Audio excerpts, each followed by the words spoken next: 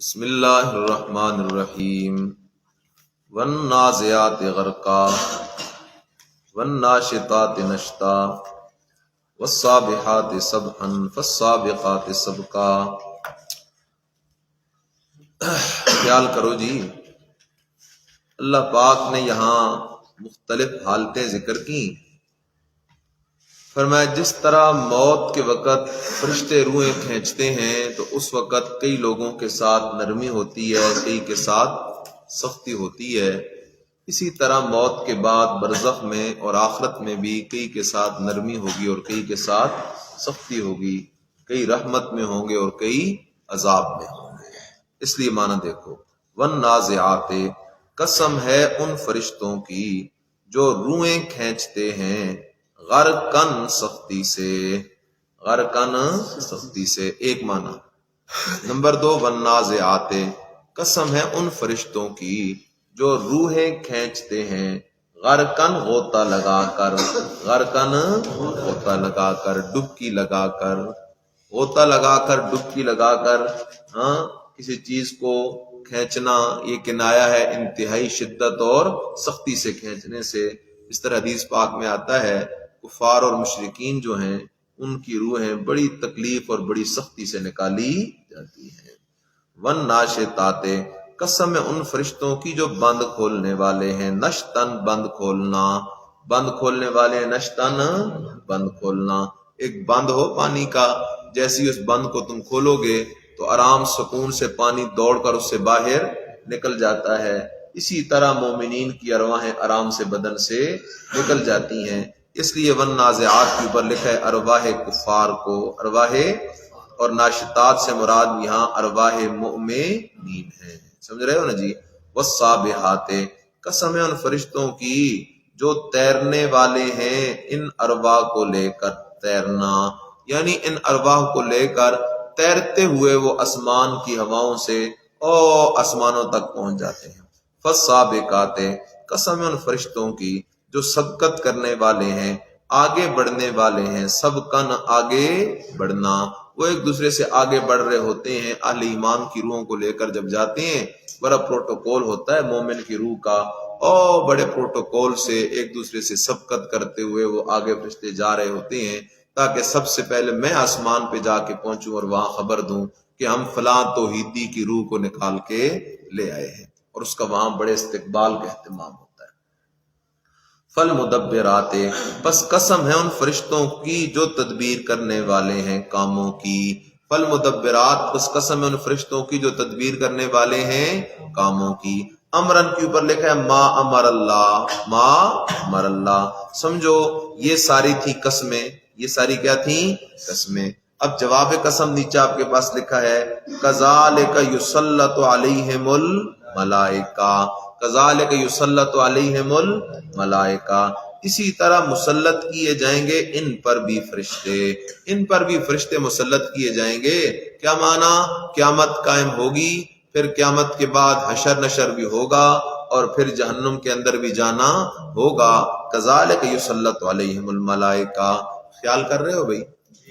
فالمدبرات امرا، میں نے کہا کہ مراد اس سے ہیں فرشتے جن کو اللہ بعض کاموں کی تدبیر سپرد کر دیتا ہے، وَيَفْعَلُونَ مَا يُؤْمَرُونَ، کرتے ہیں وہ کام جن کاموں کو ان کو حکم کیا جاتا ہے۔ لیکن یہاں زبردست اشکال ہے۔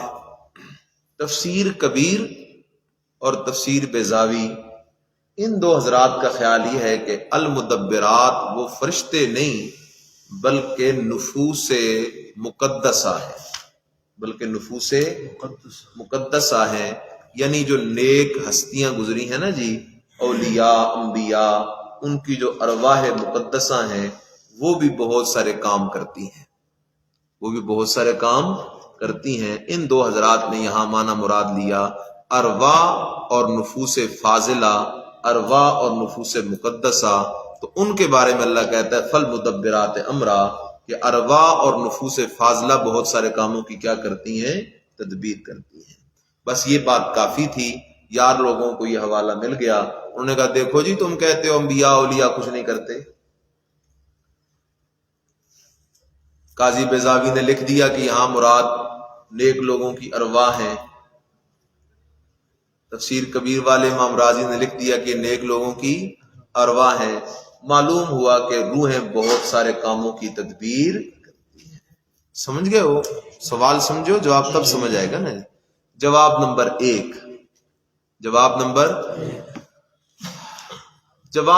ایک یہ ہے کہ یہاں نفوس یا ارواح مراد لینا یہ ان دونوں بزرگوں کا تفرد ہے اور جمہور مفسرین کے خلاف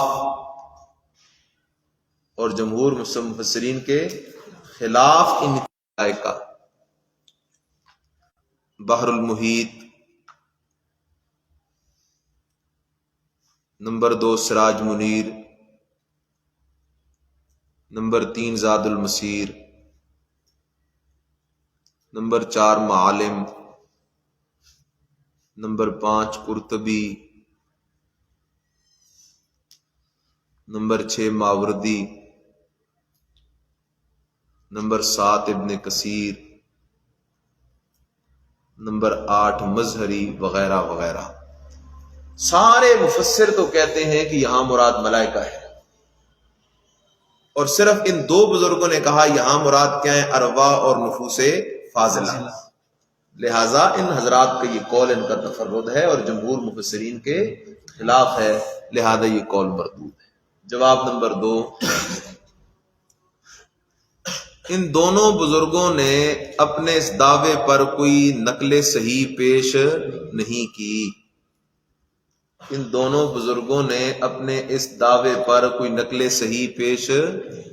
کی۔ لہذا قول بلا دلیل ہے۔ ان کا یہ قول بالکل دلیل کے بغیر ہے۔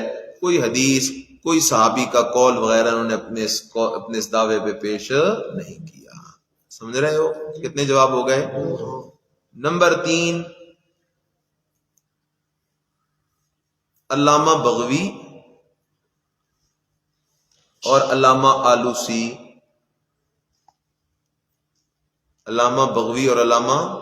آلوسی ان دونوں بزرگوں نے اس قول کی تردید کی ہے۔ کیا کی ہے؟ تردید کی ہے۔ سمجھ رہے ہو؟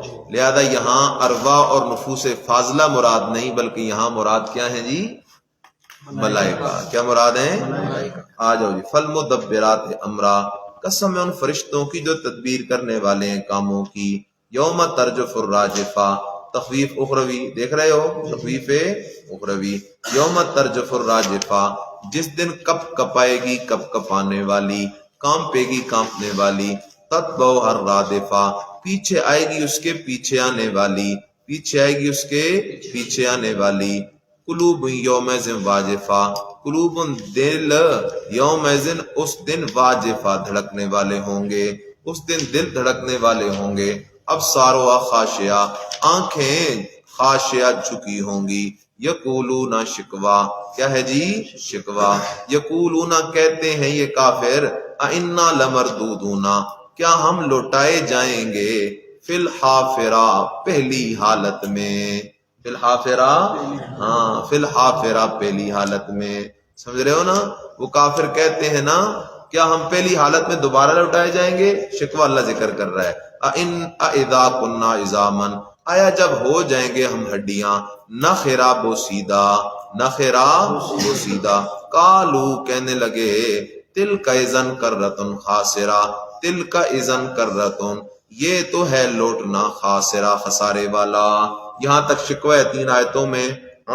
یقولون انا لمردودون فی الحافرہ اذا کنا عظاما نخرا قالوا تلک اذن کرۃ، کہتے یہ لوٹنا تو ہے بڑے خسارے والا کہ ہم جب دوبارہ آئیں گے زندہ ہو کر، میری طرف دیکھو نا، ہم جب زندہ ہو کے آئیں گے تو پیچھے ہماری جائیدادوں پہ ہمارے پوتے پڑپوتے وغیرہ وہ قابض ہو کے بیٹھے ہوں گے۔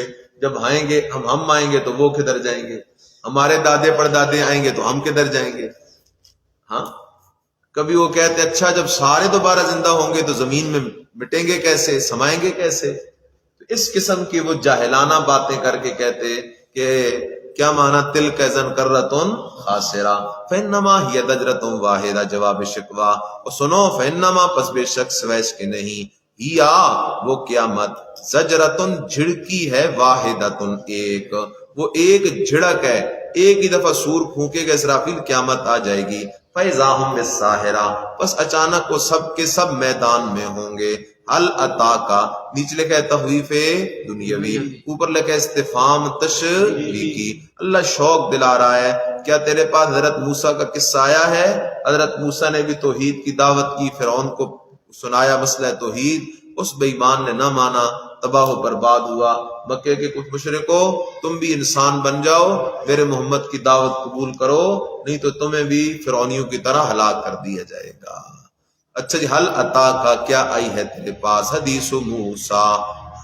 موسیٰ بات حضرت موسیٰ کی قصہ حضرت موسیٰ علیہ السلام اذ ناداہ ربہ جب آواز دی موسیٰ کو اس کے رب نے بالواد المقدس طوا بالواد المقدس طوا پاک وادی میں پاک وادی میں پاک میدان میں کون سا یعنی طوا اذهب نیچے لکھا فریضہ موسویہ اللہ نے حضرت موسیٰ کے حکم کو حکم دیا اذهب الى فرعون جا طرف فرعون کے انہو طغى بے شک وہ بڑا سرکش ہو گیا ہے بے شک وہ بڑا سرکش ہو گیا فقل پس کہہ تو فقل پس کہہ تو حل لکا الی ان تزکا حل لکا حل لکا سمجھو اس کے لفظ کو حل لکا کیا ہے تیرا کوئی خیال حل لکا کیا ہے تیرا کوئی خیال حل لکا کیا ہے تیرا کوئی ارادہ کس بات کا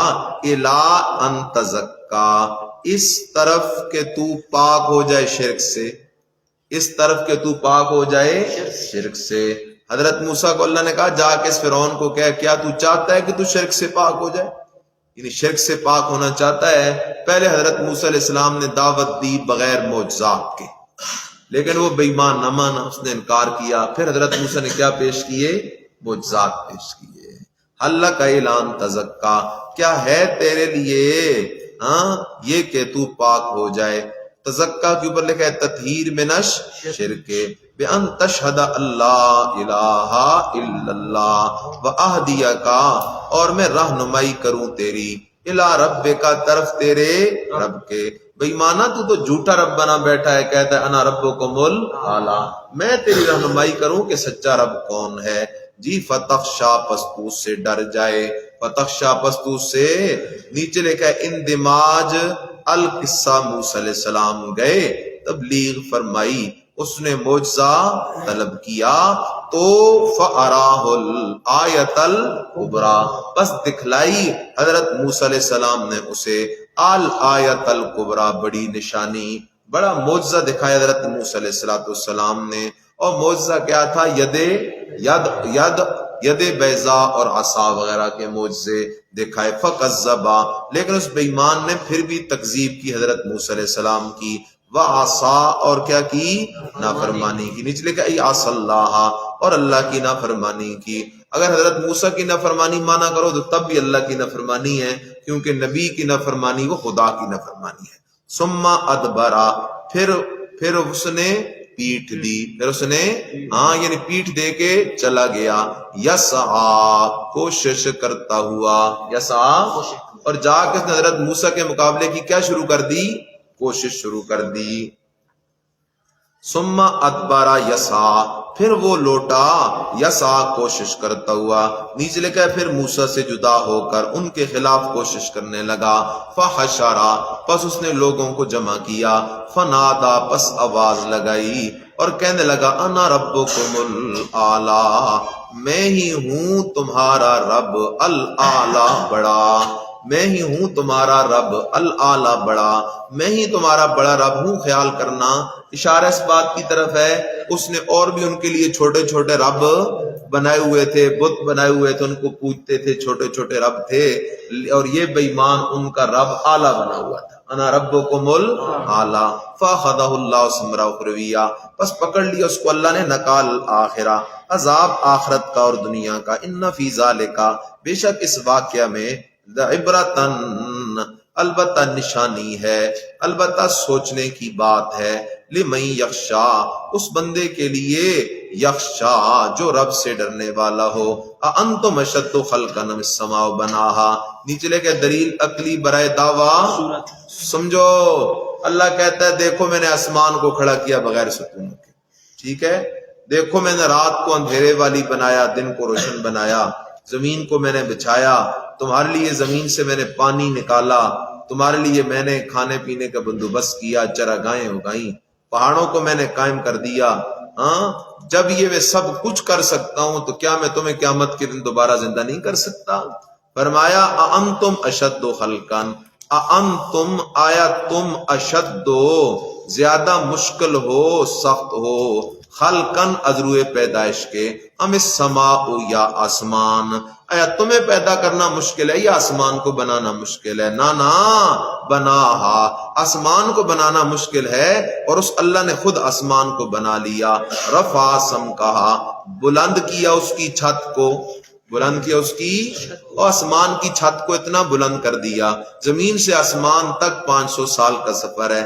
رفع سمکہا، بلند کیا اس کی چھت کو، فسواہا، پھر ٹھیک ٹھاک بنایا، پھر ٹھیک ٹھاک بنایا، برابر کیا۔ وَأَغْطَشَ لَيْلَهَا، اور اندھیری بنایا رات کو، اغطش لیلہا، اور اندھیری بنایا رات کو، وَأَخْرَجَ ضُحَاهَا، اور نکالی روشنی، وَالْأَرْضَ بَعْدَ ذَلِكَ، اور غور کرو نا، اللہ کہتا ہے آسمان کو کھڑا کرنے میں، رات کے اندر اندھیرا آنے میں، دن کے اندر اجالا آنے میں کیا کافی نہیں ہے تمہارے نشانیاں؟ وَالْأَرْضَ، اور زمین، بعد ذالک، کیا لفظ ہے جی؟ اور زمین، بعد ذالک، بعد آسمان کے بنانے کے، دہاہا، اللہ نے اسے بچھا دیا۔ سمجھ رہے ہو؟ یہاں پر ایک اشکال ہے، آپ توجہ کریں گے تو سمجھ آئے گی بات۔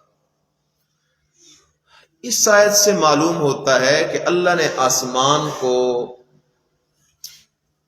بنایا پہلے اور زمینوں کو بنایا بعد میں۔ والارض بعد ذالک دہاہا، سمجھو صوفیو، بات کو سمجھا کرو۔ اس آیت سے پتہ چلتا ہے کہ زمین کو بنایا بعد میں، آسمانوں کو بنایا پہلے۔ اب آؤ سورہ بقرہ آیت 29 دیکھو ذرا۔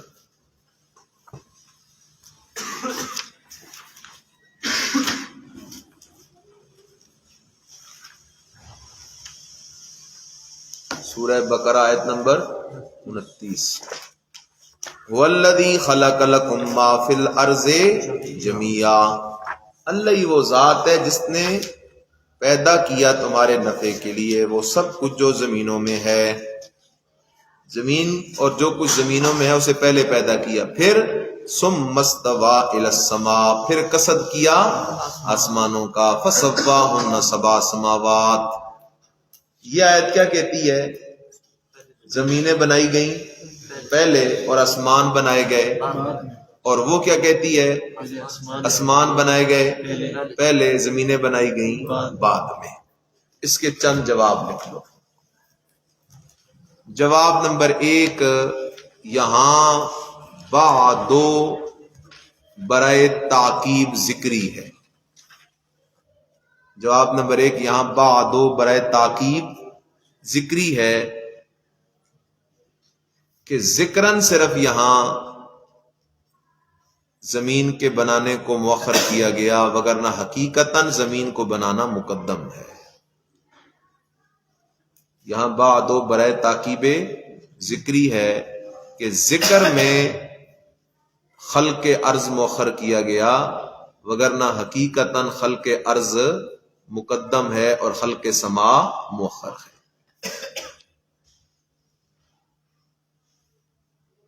جواب نمبر 2،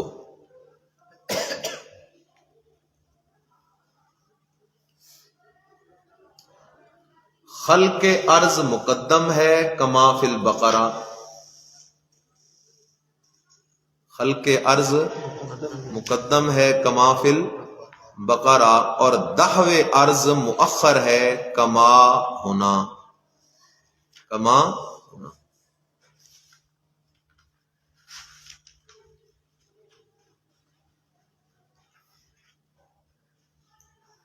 جواب نمبر 3،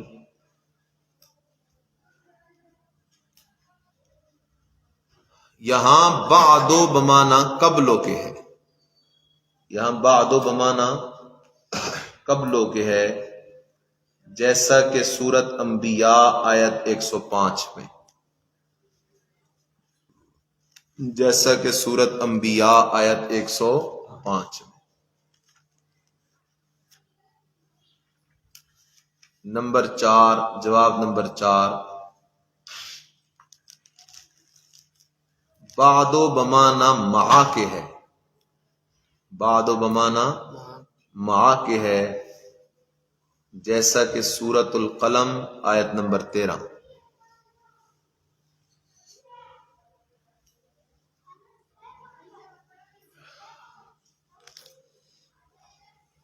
اشکال آپ کو سمجھ آیا نہیں آیا؟ کتنے جواب ذکر کر دیا؟ میری طرف دیکھ لیں۔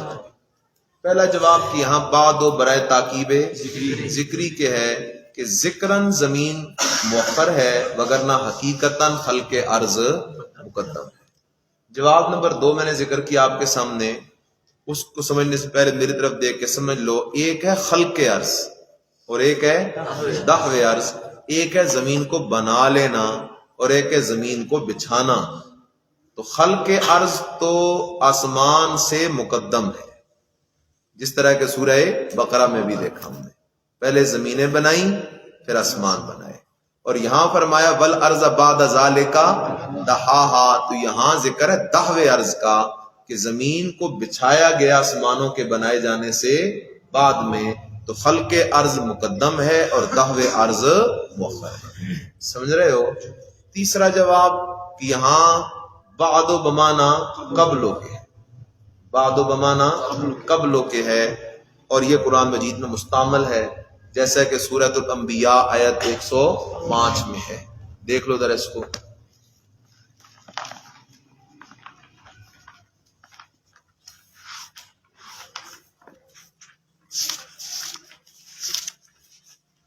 وَلَقَدْ كَتَبْنَا فِي الزُّبُورِ مِن بَعْدِ الذِّكْرِ، وَلَقَدْ كَتَبْنَا فِي الزُّبُورِ، دیکھ رہے ہو؟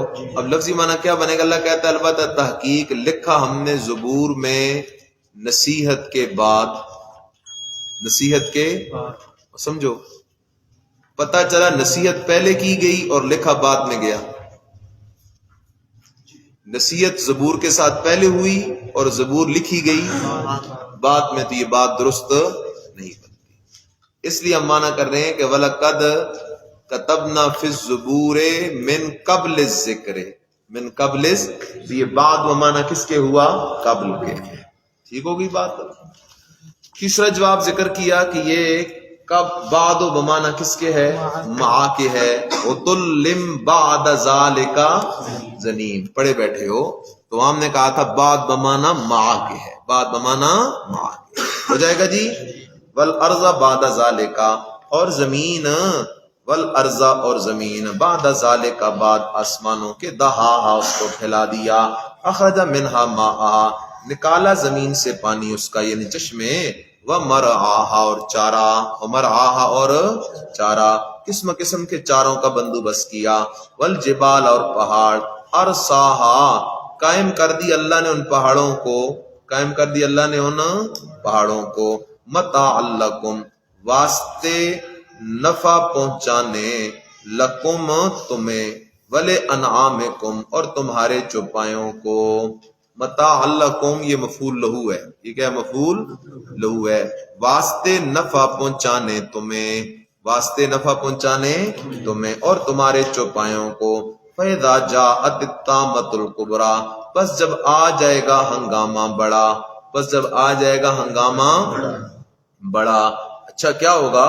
یوم یتذکر الانسان، اس دن یاد کرے گا انسان، ما سعی جو کچھ اس نے کیا دنیا میں، وبرزت الجحیم لمن یرا اور ظاہر کر دی جائے گی جہنم، لمن یرا واسطے اس کے جو دیکھنا چاہے گا، فاما من طغی بہرحال وہ بندہ جس نے دنیا میں سرکشی کی دین حق سے، وآثر الحیات الدنیا اور پسند کیا دنیا کی زندگی کو، اور آخرت کا انکار کرتا رہا. نیچے لکھا ہے نا فَإِنَّ الْجَحِيمَ بس بے شک جہنم ہی المأویٰ وہی ہے اس کا ٹھکانہ.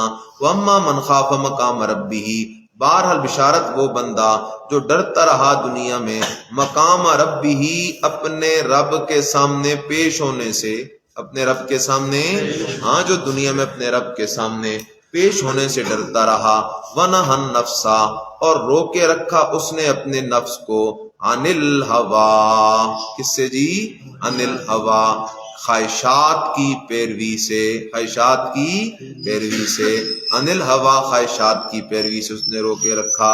فإن الجنۃ ہی المأویٰ پس بے شک جنت ہی ہے ٹھکانہ اس کا. یسألونک زجر پوچھتے ہیں آپ سے قیامت کب آئے گی.